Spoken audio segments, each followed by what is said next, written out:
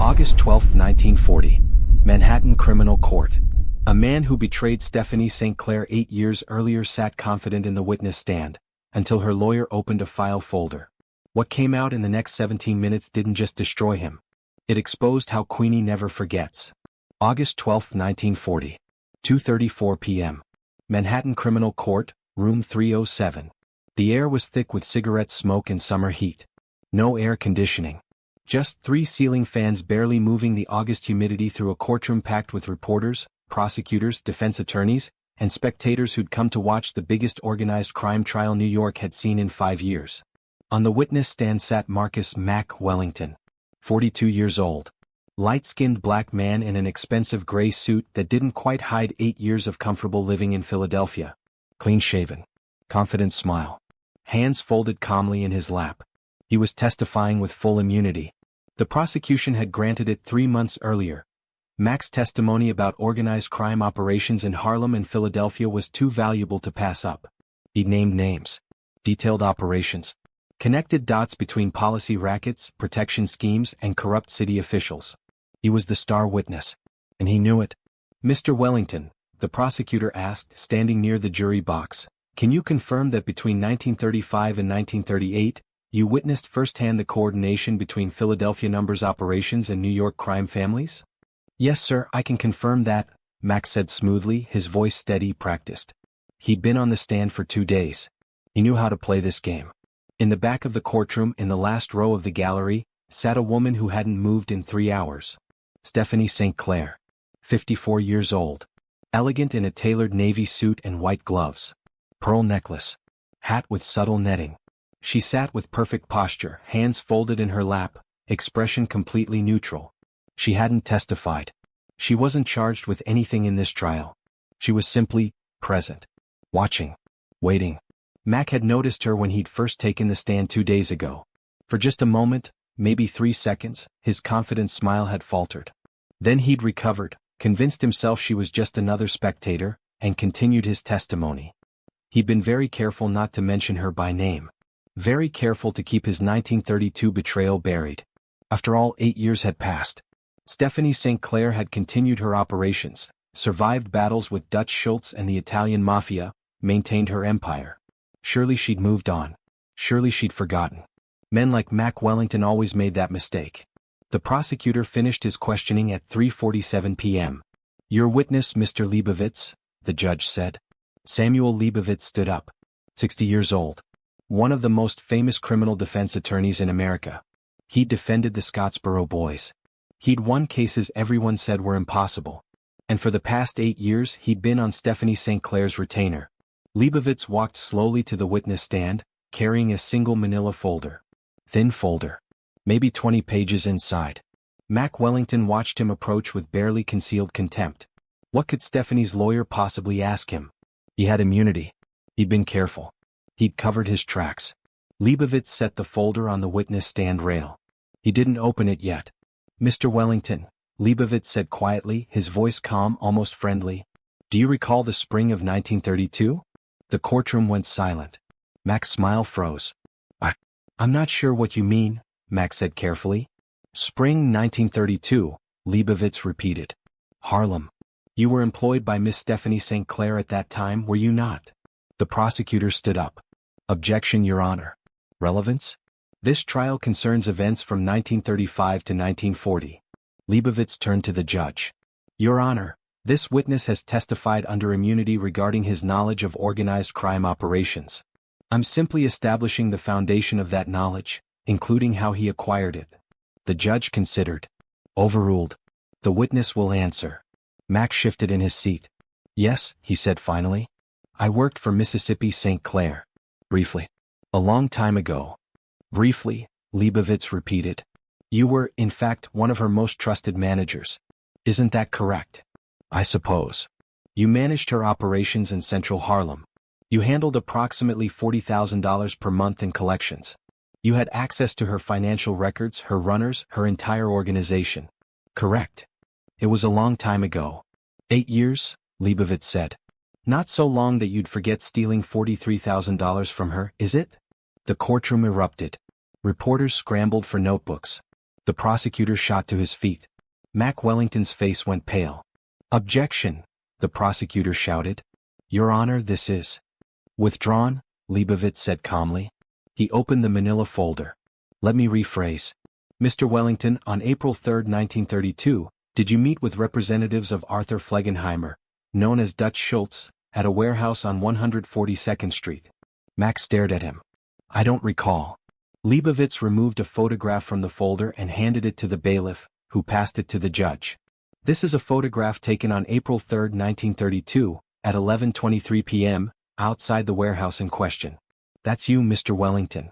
That's Vincent Call, Dutch Schultz's enforcer. And that envelope you're holding? That contained $10,000. Payment for your services." The judge examined the photograph. Mac Wellington's hands started shaking. In the back of the courtroom, Stephanie St. Clair's expression didn't change. She simply watched. The way she'd been watching for 8 years. Leibovitz pulled another document from the folder.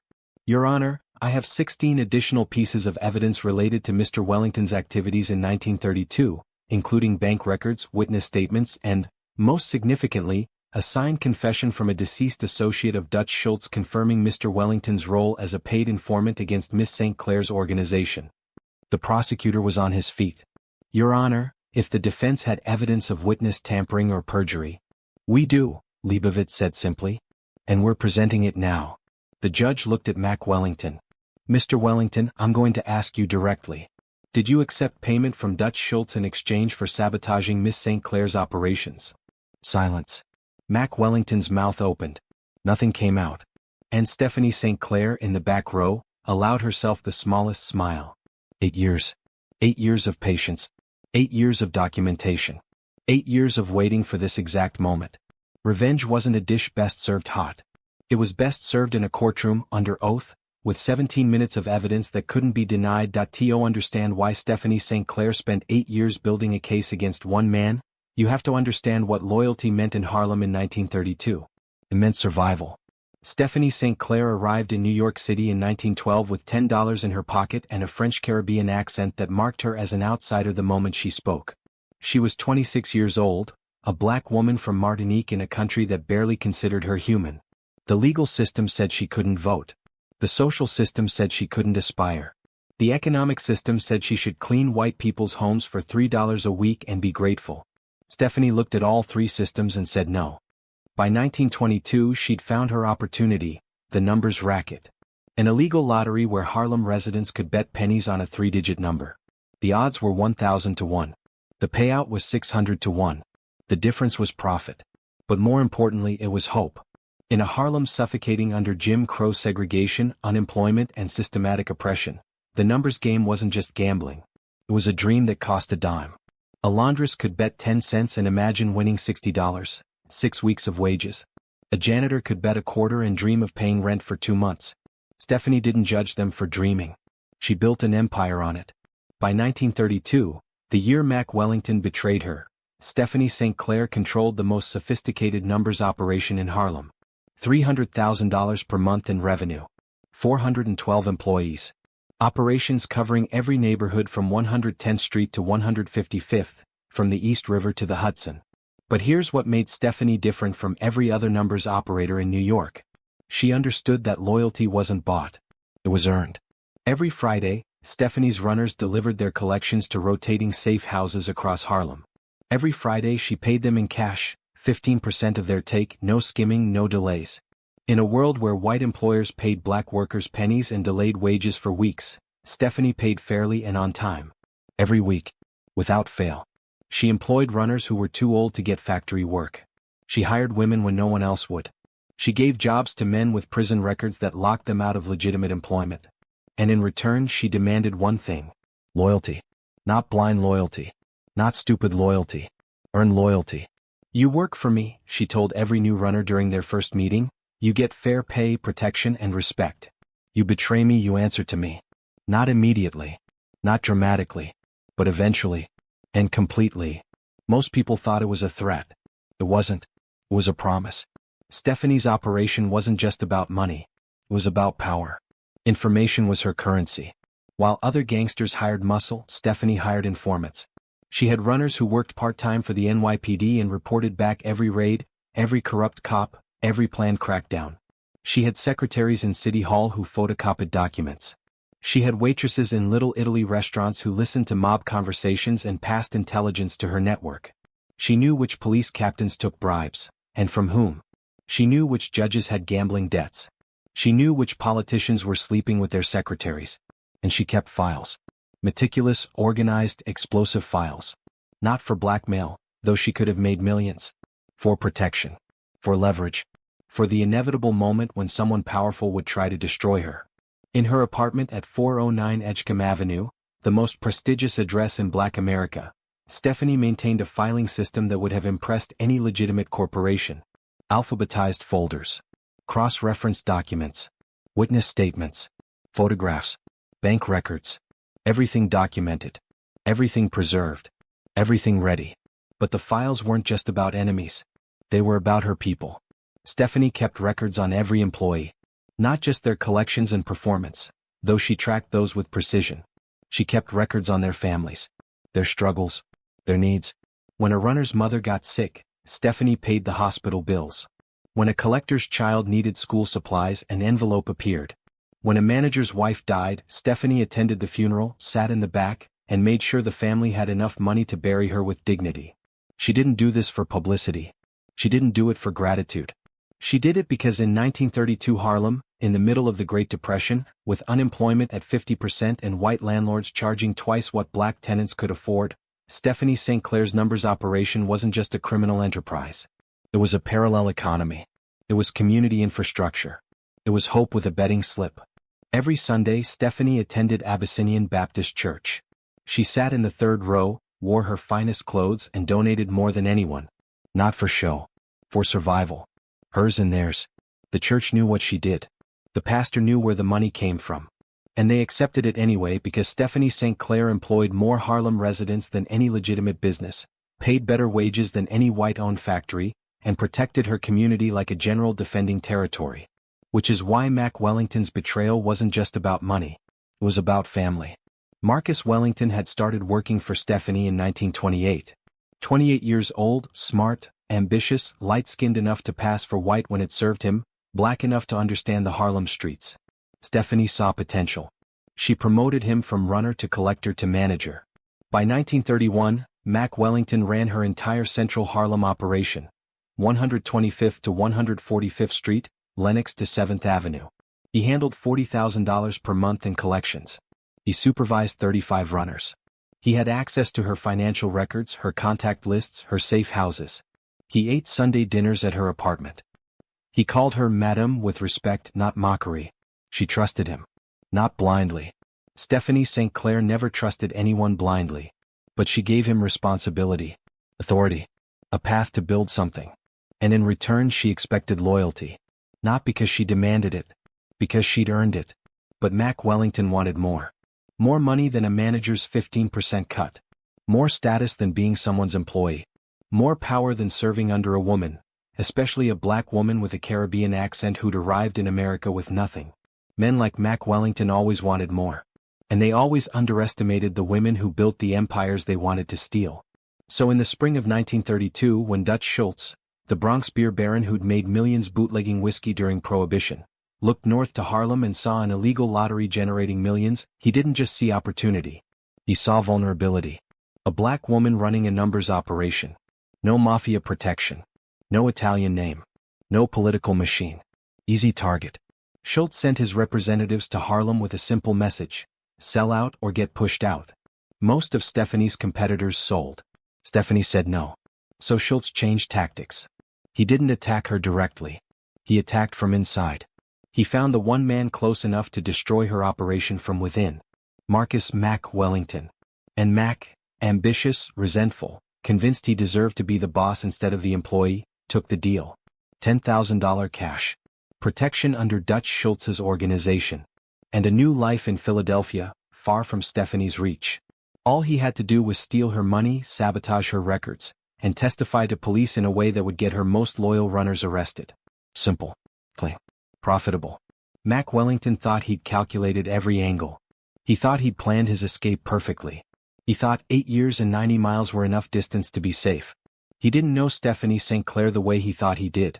Because Stephanie didn't believe in hot revenge. She believed in cold documentation. She believed in patience. She believed in waiting for the perfect moment when the law, the evidence, and public humiliation would all converge. And she believed that betrayal, real betrayal, the kind that destroyed families and communities, required a response that lasted longer than a bullet. On April 7, 1932, 4 days after Mac Wellington disappeared with $43,000 in Stephanie's operational records, she sat at her desk in her apartment and opened a new file folder. She wrote one name on the tab: Marcus Wellington. Then she picked up the phone and made the first of what would become hundreds of calls over the next 8 years. "I need a private investigator," she said quietly. "Someone who can work in Philadelphia.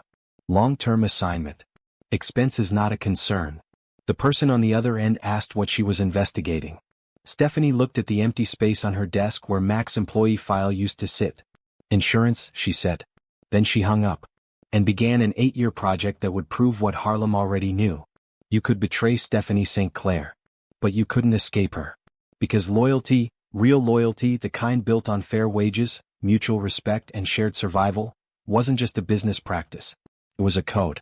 And those who violated it didn't just face consequences. They faced history.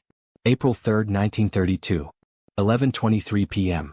The warehouse on 142nd Street had been abandoned for 2 years, a casualty of the Depression like so many Harlem businesses. Broken windows. Rusted loading dock. The kind of place nobody looked at twice. Which made it perfect for the meeting Dutch Schultz's people had arranged. Mac Wellington arrived alone as instructed. He parked his Buick sedan, paid for with Stephanie's money, 2 blocks away and walked through the April drizzle with his coat collar turned up. Not because of the rain. Because he didn't want to be recognized. Inside the warehouse, 2 men waited. Vincent Call, 23 years old. Irish.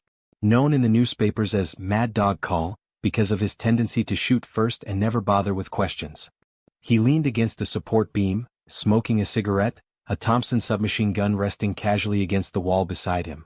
The second man was older, mid-40s, wearing an expensive suit that looked out of place in the decrepit warehouse. His name was Otto Abadaba Berman, Dutch Schultz's accountant and strategic advisor. The brains behind Schultz's operation. "Mr. Wellington," Berman said, not offering a handshake. "You're punctual. I appreciate that." Mac nodded, trying to project confidence he didn't entirely feel. Vincent Call's dead eyes tracked him like a predator watching prey. "Let's make this quick," Mac said. "I told Madame St. Clair I was checking on collections in the Bronx. I need to be back by morning." Berman smiled. "After tonight, you won't be going back at all." He gestured to a wooden crate. On top sat a manila envelope. $10,000, Berman said. "Cash. Untraceable. That's your payment for services rendered and future cooperation." Max stared at the envelope. 6 months of his current salary in one payment. "And the protection?" Mac asked. "You'll relocate to Philadelphia," Berman said. "We have operations there. You'll manage numbers collection in North Philly. Better territory than what you're running for the colored woman. Better pay. Better prospects." Mac's jaw tightened at the dismissive tone, but he didn't correct it. This was business. "What exactly do you need from me?" he asked. Berman pulled out a folded piece of paper, a list, handwritten. 3 things, Berman said. "First, we need the locations of St. Clair's safe houses. All of them. Where she stores cash, where she keeps records, where her top people meet." Mac hesitated. Those locations were closely guarded secrets. Only 5 people in Stephanie's entire organization knew all of them. He was one of those 5. "Second," Berman continued, "we need you to remove as much operational cash as you can access. At least 40,000. Make it look like a robbery, make it look like incompetence, we don't care. But we want her operation disrupted. Bleeding money. Vulnerable." Mac nodded slowly. He could do that. He had keys to 3 safe houses. Access to cash drop-offs. "And third?" Mac asked. Berman's expression hardened. "Third, you're going to testify to the NYPD. We have Captain Howard Lewis at the 32nd Precinct on our payroll. You're going to tell him that St. Clair ordered you to carry out violent collections. That she threatened witnesses. That she runs a criminal conspiracy involving assault and extortion." Mac's eyes widened. "Madame St. Clair doesn't." "We know," Berman interrupted. "She's careful. Strategic. Doesn't get her hands dirty. That's why your testimony is valuable. You're her trusted manager. Your word carries weight. Lewis will arrest her top people based on your statement. Maybe even St. Clair herself. And when they investigate? Mac asked. When they find out I'm lying? They won't, Berman said. Because you'll be in Philadelphia under our protection. And St. Clair will be too busy fighting legal battles to come after you. By the time she realizes what happened, you'll be untouchable. Vincent Call laughed, a cold, humorless sound. And if she does try something, Call said, patting the Thompson, she'll have bigger problems than one rat. Mac looked at the envelope on the crate.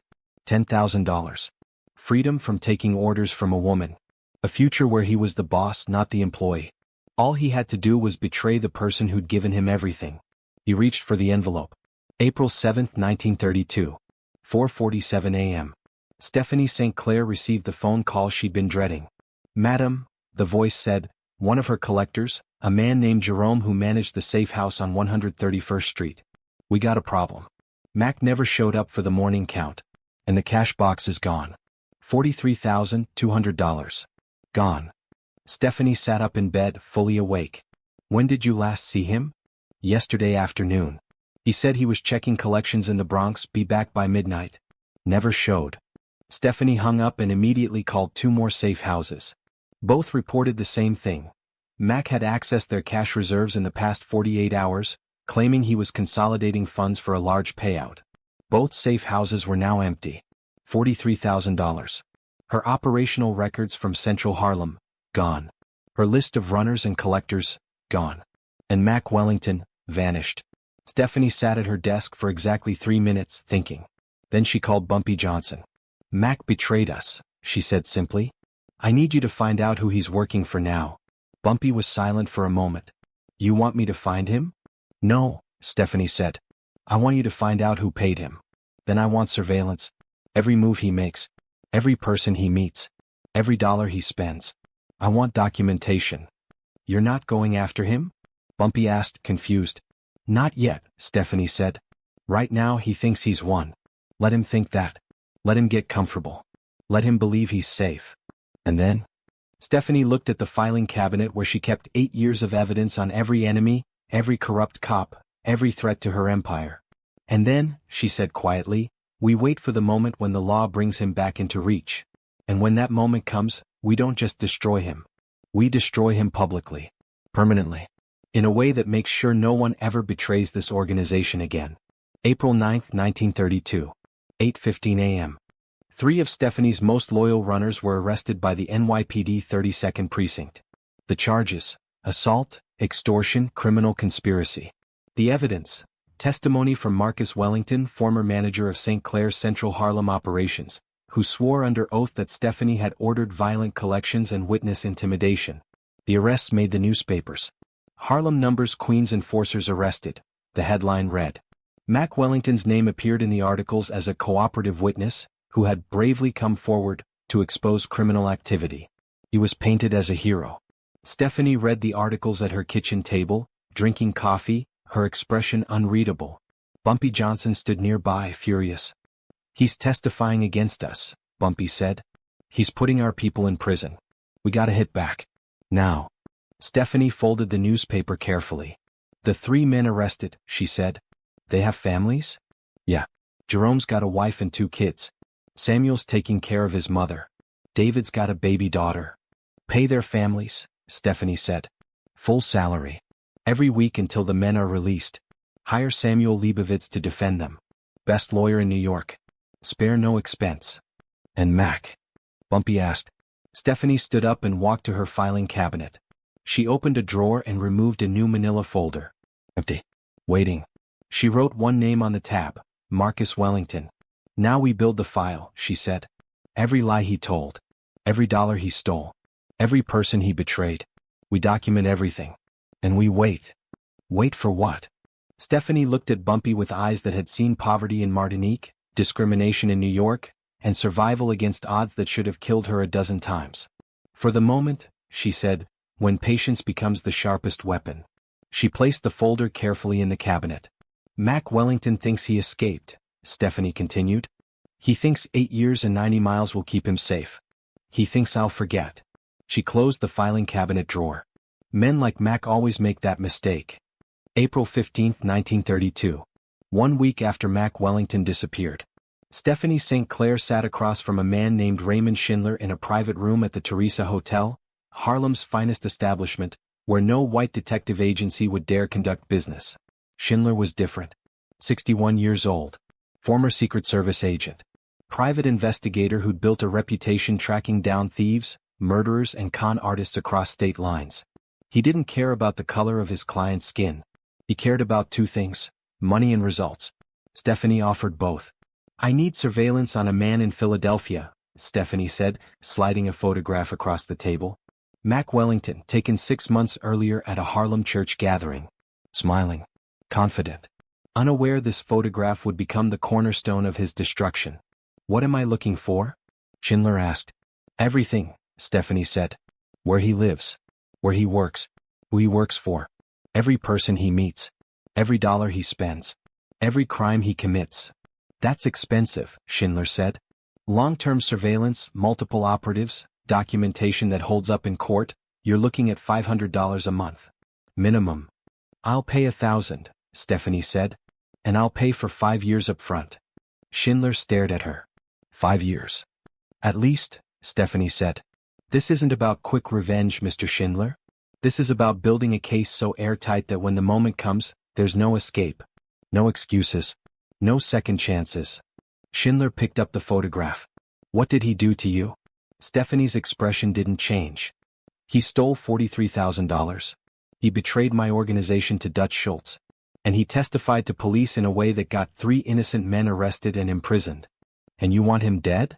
"No," Stephanie said. "I want him documented. I want every illegal activity he engages in recorded with dates, times, witnesses, and evidence. I want financial records showing the money Dutch Schultz paid him. I want proof of continued criminal activity in Philadelphia. And most importantly, I want it all admissible in court." Schindler understood then. This wasn't revenge. This was chess. "When do I start?" he asked. "Yesterday," Stephanie said. She slid a cash-filled envelope across the table. $60,000. 5 years of surveillance paid in advance. Schindler opened the envelope, saw the bills and nodded once. "Consider it done." Year 1. 1932 to 1933. Schindler's operatives tracked Mac Wellington to North Philadelphia, where he'd taken up residence in a brownstone on Cecil B. Moore Avenue. As Dutch Schultz had promised, Mac was managing numbers operations, but not the prestigious territory he'd been promised. He was managing the lowest-earning districts. The scraps. Schultz hadn't given him a promotion. He'd given him exile with a paycheck. But Mac was making money. Schindler's reports documented everything. May 3, 1932. Mac collected $2,400 from numbers runners. Kept $600 for himself, 25% cut, significantly more than Stephanie had ever allowed. June 17, 1932. Mac met with a loan shark named Irving the Weasel Shapiro. Borrowed $1,200 at 20% weekly interest. Reason: gambling debts. August 22, 1932. Mac beaten by 2 men outside a speakeasy.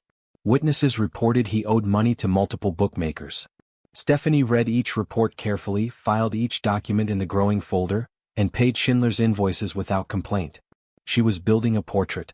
Not just of betrayal, of incompetence. Mac Wellington, the man who'd thought himself smarter than Stephanie St. Clair, was drowning in debt, addiction and poor decisions. Year 2. 1933 to 1934. The reports grew darker. November 8, 1933. Mac personally collected from a numbers runner who came up short. Beat him unconscious. Runner hospitalized with broken ribs, fractured jaw. 3 witnesses. January 14, 1934. Mac extorted a local shopkeeper for protection. Demanded $50 per week. Shopkeeper's wife filed complaint with Philadelphia police. Complaint mysteriously disappeared. Schultz's influence. March 29, 1934. Mac arrested for assault. Charges dropped within 24 hours. Arresting officer noted in report, suspect has connections to organized crime. Advised to release. Stephanie didn't just file these reports. She cross-referenced them. She obtained copies of police reports, hospital records, witness statements. She paid Philadelphia contacts to photograph crime scenes, document Mac's movements, record his meetings with Dutch Schultz's representatives. Every piece of paper went into the file. Every photograph was catalogued with date, time, and location. Every witness statement was notarized. This wasn't just surveillance. This was prosecution-ready documentation. Year 3, 1934 to 1935. September 1935 brought unexpected opportunity. Dutch Schultz, the man who'd orchestrated Mac's betrayal, made too many enemies. The Italian mafia, led by Lucky Luciano and Vito Genovese, decided Schultz was too unpredictable, too violent, too willing to kill prosecutors and judges. On October 23, 1935, Dutch Schultz was shot at the Palace Chop House in Newark, New Jersey. He died the next day. Before he died, one of his associates, a man named Jules Martin, gave a deathbed confession to police. Martin talked about Schultz's operations, his violence, his bribes, and he mentioned Mac Wellington by name. Marcus Wellington, colored fellow from Harlem. Schultz paid him 10 grand to sabotage the St. Clair operation in '32. Wellington stole cash, testified false to police, got 3 guys locked up on lies. The confession was recorded by Newark police. Stephanie obtained a copy within 72 hours. It cost her $2,000 in bribes. It was worth every penny. She now had a dying declaration, admissible in court, confirming Mac's betrayal, the payment, and the false testimony that imprisoned 3 innocent men. When Stephanie read Martin's confession in her apartment, she allowed herself a rare smile. 8 years, she said aloud. Maybe less. Year 4 and 5, 1936 to 1937. Mac Wellington's life in Philadelphia continued its downward spiral. February 1936. Mac's gambling debts exceeded $8,000. He was borrowing from multiple loan sharks to pay other loan sharks. July 1936. Mac caught skimming from his own collections. Dutch Schultz was dead, but his successors weren't forgiving. Mac was beaten severely. Hospitalized for 3 weeks. December 1936. Mac demoted from manager to simple collector. His income dropped by 60%. April 1937. Mac arrested for disorderly conduct after a drunken fight in a bar. Spent 3 days in jail before someone posted his bail. Schindler's reports noted a pattern. Mac was unraveling. The man who'd betrayed Stephanie for money and status now had neither. He was broke, addicted to gambling, drinking heavily, and barely holding on to his low-level position in Philadelphia's numbers racket. Stephanie read these reports with no satisfaction. This wasn't about watching Mac suffer. This was about waiting for the inevitable moment when federal or state law enforcement would sweep up organized crime figures, and Mac Wellington would be caught in the net. Year 6 and 7, 1938 to 1939. 1938 brought the turning point Stephanie had been waiting for. Thomas E. Dewey, special prosecutor for New York, launched a massive investigation into organized crime. His targets: gambling, prostitution, extortion, and corruption. Dewey was ambitious, brilliant, and ruthless. He'd already convicted Lucky Luciano and sent him to prison for 30 to 50 years. Now he was expanding his investigation into New Jersey and Pennsylvania. Stephanie watched the newspapers carefully. March 1938. Dewey's office announced indictments against 47 individuals involved in interstate gambling operations. September 1938. Pennsylvania authorities, cooperating with Dewey, raided multiple Philadelphia numbers operations. Mac Wellington wasn't arrested in those raids. But Stephanie knew it was only a matter of time. She continued paying Schindler. The surveillance reports kept coming. The file kept growing.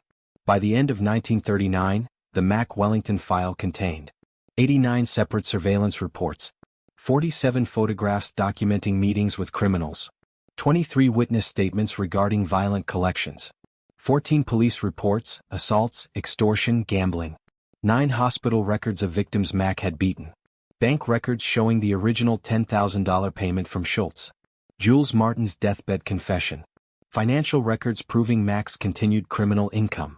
The file was 4 inches thick. It was airtight. It was waiting. Year 8, 1940. March 18, 1940.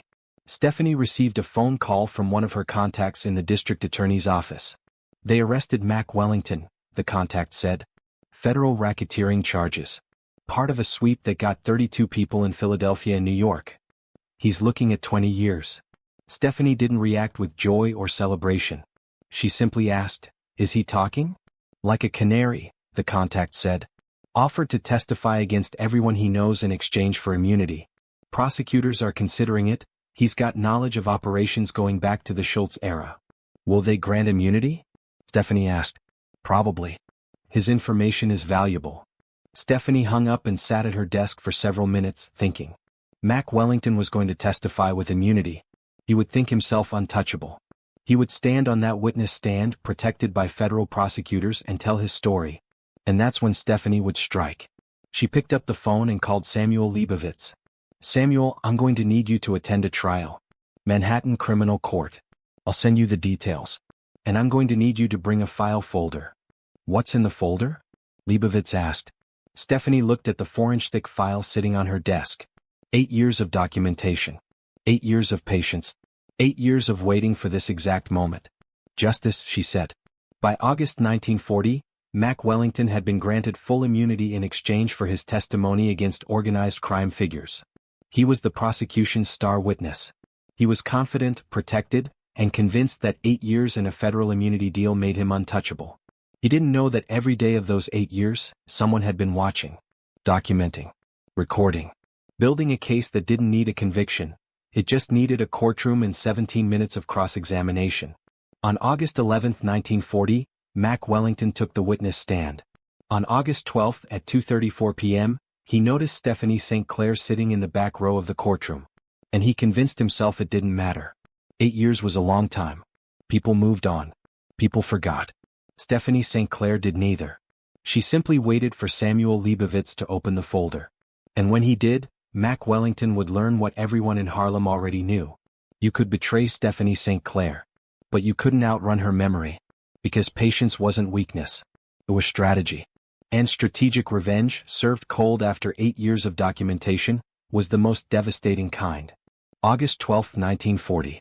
3:47 p.m. Samuel Leibovitz stood at the witness stand, manila folder in hand, looking at Mac Wellington with the calm patience of a surgeon preparing to operate. Mr. Wellington, Leibovitz said, his voice measured and clear.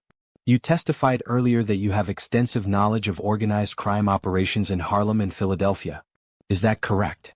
Yes, Mac said, his confidence returning slightly. He was testifying with immunity. Whatever this lawyer thought he had, it couldn't touch him now. And this knowledge, Leibovitz continued, comes from your personal involvement in these operations over the past 8 years? That's correct. So you would agree that you are, yourself, a criminal? Mac hesitated. I've been granted immunity for my testimony. That wasn't my question, Leibovitz said. Are you a criminal, Mr. Wellington? I've done things I'm not proud of, Mac said carefully. Leibovitz opened the manila folder. Let me be more specific. On April 3, 1932, you met with Otto Berman and Vincent Call at a warehouse on 142nd Street in Harlem. Do you remember that meeting? Mac's throat went dry. I may have met with those individuals at some point. Leibovitz removed the first photograph, the one showing Mac outside the warehouse, envelope in hand, shaking hands with Vincent Call. This photograph was taken at 11:23 p.m. on that date. That's you, Mr. Wellington. That's Vincent Call. And that envelope you're holding contained $10,000 in cash. Payment from Dutch Schultz for your agreement to sabotage Miss Stephanie St. Clair's numbers operation. Does this refresh your memory? The courtroom erupted in whispers. The prosecutor shot to his feet. Your Honor, I object to this entire line of questioning. The witness has immunity. For crimes related to this trial, the judge interrupted. But if Mr. Leibovitz is establishing a pattern of perjury or false testimony, that's a separate matter. Continue, Mr. Leibovitz. Leibovitz nodded and turned back to Mac. Mr. Wellington, after accepting that payment, you proceeded to steal $43,200 from Miss St. Clair's safe houses. Correct. I don't. Let me help you remember, Leibovitz said. He removed 3 bank deposit slips from the folder. These are deposits made to your account at Citizens Bank of Philadelphia between April 5 and April 8, 1932. Total deposits, $43,200. The same amount that went missing from Miss St. Clair's operation. Max stared at the documents. Where did you get those? He whispered. From the bank, Leibovitz said simply. They keep excellent records. Now, after stealing that money, you gave false testimony to Captain Howard Lewis of the NYPD 32nd Precinct. You claimed that Mississippi St. Clair had ordered violent collections and witness intimidation. Do you remember that testimony? I was telling the truth. Were you? Leibovitz interrupted. He removed another document. This is the arrest record for Jerome Williams, Samuel Patterson, and David McKnight. 3 men arrested based solely on your testimony on April 9, 1932. They spent 6 months in jail before charges were dropped due to lack of corroborating evidence. Leibovitz looked directly at Mack. They were innocent, weren't they, Mr. Wellington? Silence. Let me show you something else, Leibovitz said. He removed a typed document, multiple pages, yellowed with age. This is the deathbed confession of Jules Martin, given to Newark police on October 24, 1935. Mr. Martin was dying from gunshot wounds received during the Dutch Schultz assassination. Would you like me to read the relevant portion? Mack's hands were shaking visibly now. Leibovitz read aloud, Marcus Wellington, colored fellow from Harlem. Schultz paid him 10 grand to sabotage the St. Clair operation in 32. Wellington stole cash, testified false to police, got 3 guys locked up on lies. Schultz laughed about it. Said the woman never saw it coming. The courtroom was completely silent. Leibovitz set the confession down and looked at the judge. Your Honor, I have 16 additional pieces of evidence documenting Mr. Wellington's criminal activities from 1932 to 1940. But I think this is sufficient to establish that this witness has lied under oath, committed perjury in 1932 that resulted in false imprisonment of 3 innocent men, and is currently lying to this court about his credibility. The judge leaned forward. Mr. Wellington, did you give false testimony to the NYPD in 1932? Mack opened his mouth. Nothing came out. Answer the question, the judge said. They told me to. Who told you to? Leibovitz asked. Dutch Schultz's people. Berman. He said it was part of the deal. So you admit you lied under oath in 1932? Mack looked desperately at the prosecutor, who was frantically flipping through papers, clearly blindsided by this revelation. I want to revise my earlier testimony, Mack started. Too late for that, Leibovitz said. He removed more documents from the folder, laying them out one by one on the witness stand rail like cards in a winning hand. November 8, 1933. You beat a numbers runner named Thomas Jefferson unconscious. 3 witnesses. Hospital records confirm broken ribs, fractured jaw. Another document. January 14, 1934.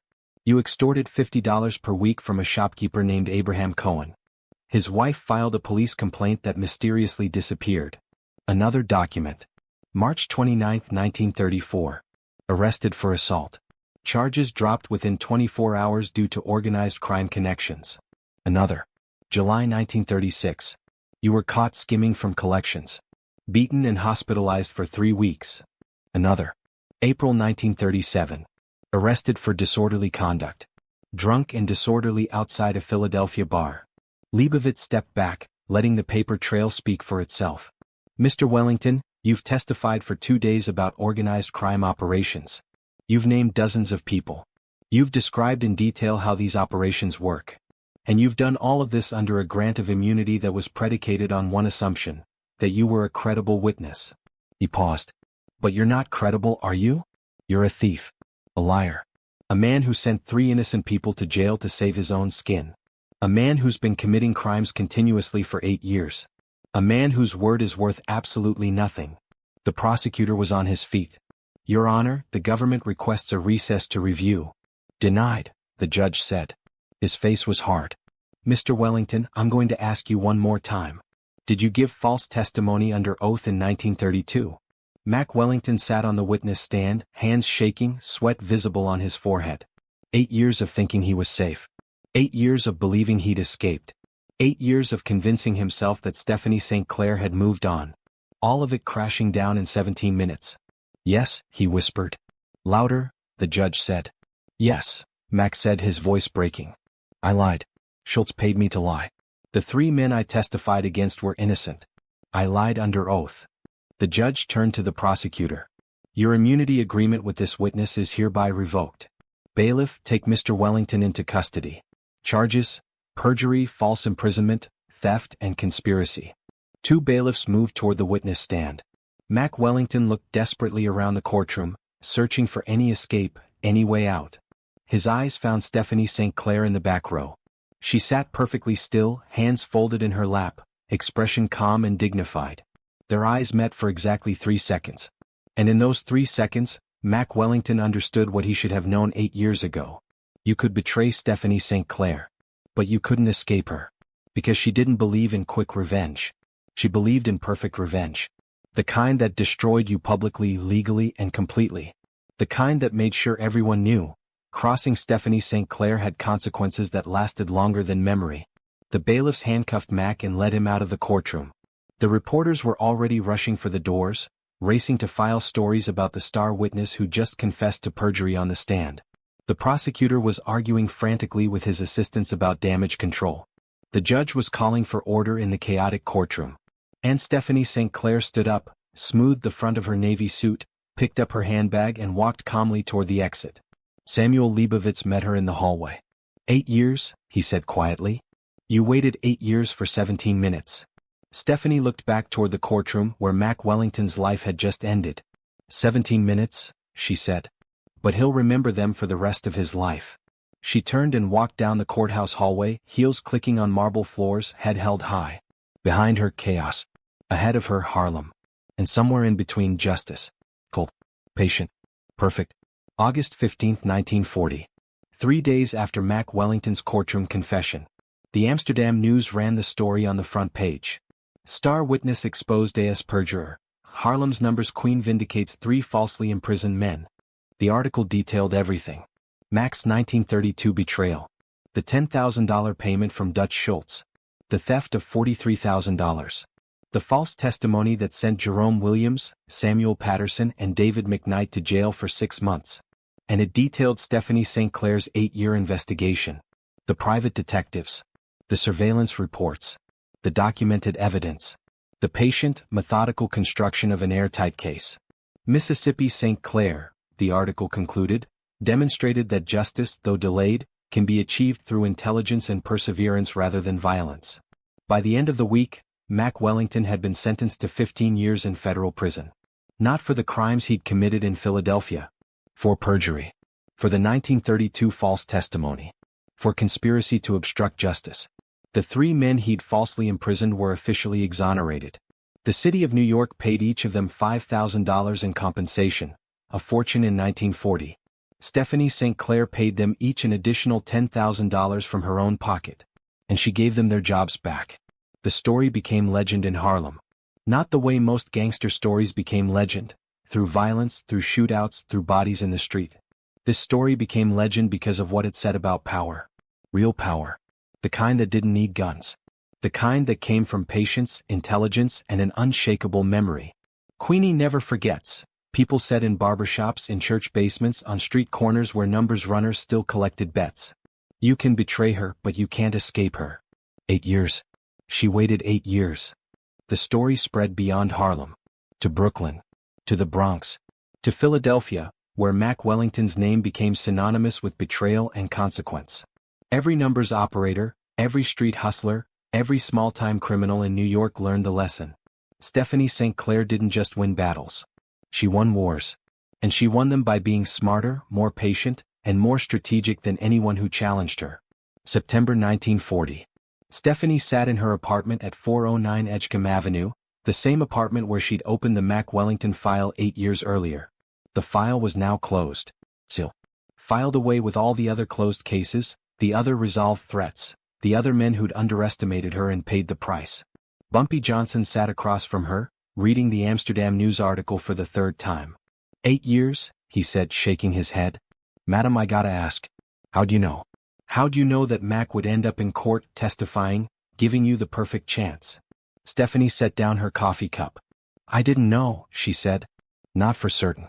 But I knew men like Mac Wellington. I knew he'd keep committing crimes. I knew he wasn't smart enough to disappear completely. And I knew that eventually, the law catches up to everyone in this business. So you just waited? I prepared, Stephanie corrected. There's a difference. Waiting is passive. Preparing is strategic. Every month I received reports from Schindler. Every month the file grew thicker. Every month I knew more about Mac Wellington than he knew about himself. She stood and walked to the window looking out at Harlem. When Thomas Dewey started his organized crime investigations in 1938, I knew the moment was coming. When Mac was arrested in March, I knew it was time. When he was offered immunity, I knew exactly how to destroy it.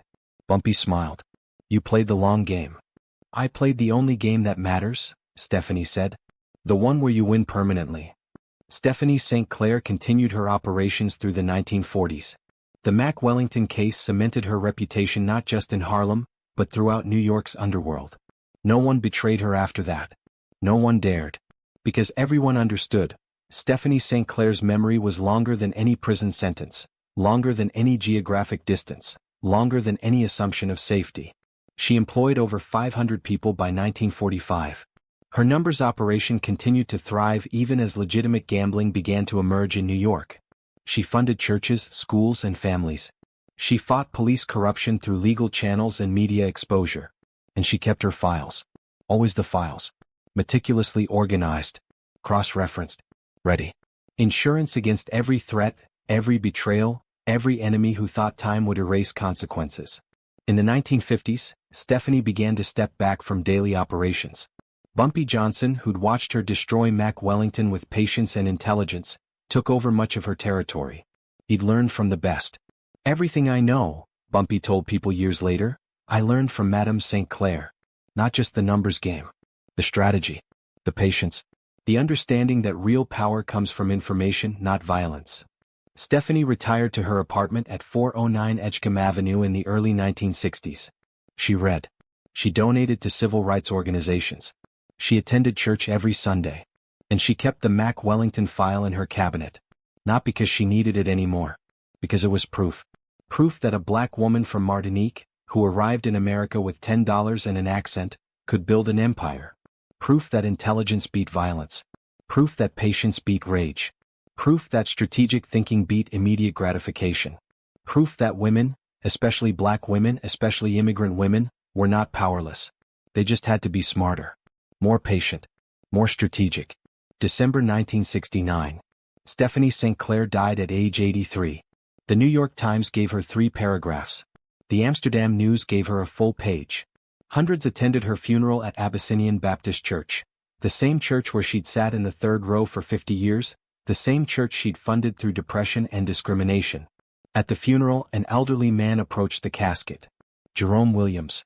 One of the 3 men Mac Wellington had falsely imprisoned in 1932. He placed a hand on the casket and spoke quietly.